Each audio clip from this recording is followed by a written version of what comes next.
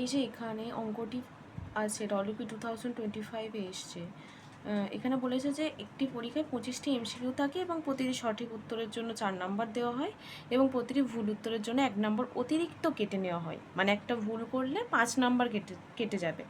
বলে যদি কোনো পরীক্ষার্থী 74 নাম্বার পায় তবে সে কটি প্রশ্নের উত্তর দেয়নি। আচ্ছা, এই অঙ্কটি আমরা করব ট্রায়াল অ্যান্ড এরর মেথডে।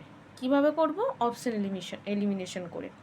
প্রথমে তাহলে মোট 25টি এমসিকিউ ছিল, প্রতিটির মার্কস কত? 4 নাম্বার করে। তাহলে টোটাল কত মার্কসের কত নাম্বারের কোশ্চেন সেট হয়েছে? 100 নাম্বারে। যার মধ্যে ও কত পেয়েছে পরীক্ষার্থী? 74। তাহলে 74 পেয়েছে, তাহলে মাইনাস করলে কত নাম্বার ও পায়নি? 26 নাম্বার পায়নি, তাই তো? মানে 26 নাম্বার ও পাইনি এবং তার মধ্যে কিছুটা ভুল করেছে এবং পাইনি। তারপরে এবার দেখব আমরা অপশান এলিমিনেট করব। আমরা যদি দেখি যে সে কটি প্রশ্নের উত্তর দেয়নি, প্রথম অপশান নিলাম, 1 নাম্বার হচ্ছে দুটো কোশ্চেনের অ্যান্সার নিলাম।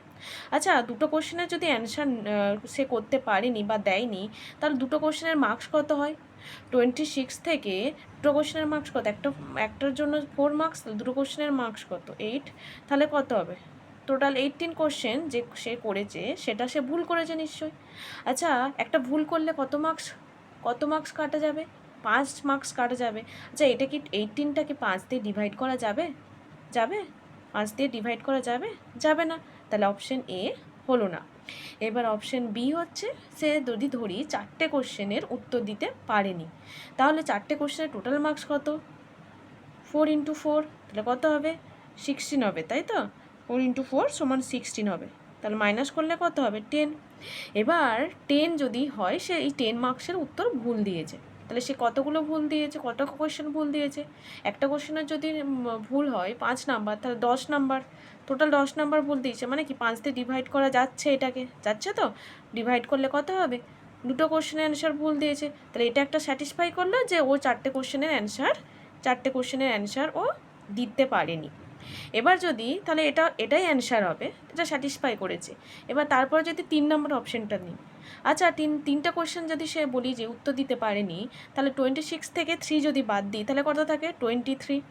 23কে কি 5 দিয়ে ডিভাইড করা যায়? একটা ভুল উত্তরের মার্কস কত? 5। ডিভাইড করা যায় না, তাহলে হবে না অপশন। তারপরে কি বলেছে? 5 আছে, যে 5টা কোশ্চেনের উত্তর দিতে পারেনি। তাহলে তাই তো 26 থেকে যদি 5টা কোশ্চেনের উত্তর না দিতে পারে, তাহলে কত হবে? 5 × 4 = 20। 20 যদি বাদ দিই, তাহলে কত হবে? টোটাল হবে 6 মার্কস, যেটা সে ভুল করেছে। যদি 5 দিয়ে ডিভাইড করি, 5 দিয়ে কি এটা ডিভাইড করা যাবে? যাবে না। তাহলে একমাত্র অপশন হলো অপশান বি, যে 4টে কোশ্চেনের অ্যান্সার সে দিতে পারেনি। 4টে কোশ্চেনের ভ্যালু কত? যে 4 × 4 = 16। 26 থেকে 16 বাদ দিলে কত থাকে? 10। আর এই 10 নাম্বারটাকে 5 দিয়ে ডিভাইড করা যায়। তাহলে স্বাভাবিকভাবে অ্যান্সার হবে অপশান বি, 4খানা প্রশ্নের উত্তর দিতে পারেনি সে।